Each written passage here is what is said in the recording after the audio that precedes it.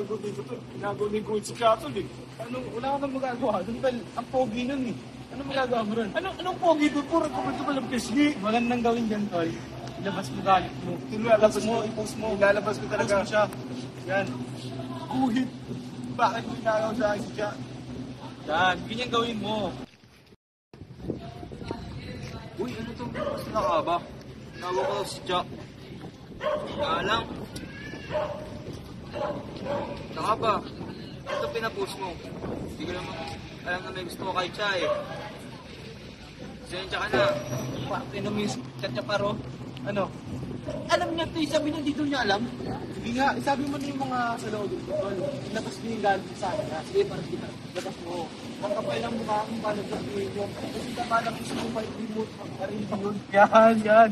Sabi mo yan. Sabi mo, napakapangit niya. Eh sige, ito pa. Yan. Paano siya magugustuhan? Paano ka magugustuhan nun? Baka pumapatol niyo sa pangit kasi... Baka pumapatol niyo sa pangit kasi gusto niyo sa pangit eh. Oo, yan. Kasi lalo ko pagkuha po ako. Ay, send par. Ay, guhit.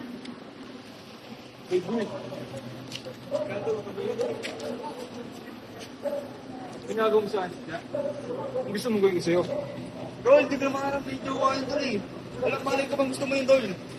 Ginagawa mo sa akin siya? Kapal ka ba na buka mo? Grabe naman yung pisngi mo. May galit mo mukha ka. Ganyan ka na, tol. Hindi ka naman may gusto ka sa siya eh. Alam mo yun, tol. Hindi ko alam yun tol. Ganyan tayo.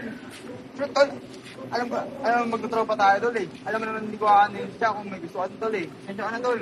Alam ganito lang ako tol, pogi na ako tol.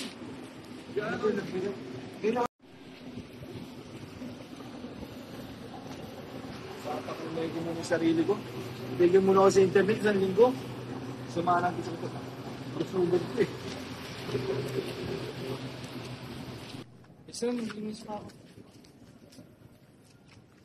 Ang point po ng video namin ay dapat po palagi tayong kalmado at huwag po mainit ang ulo.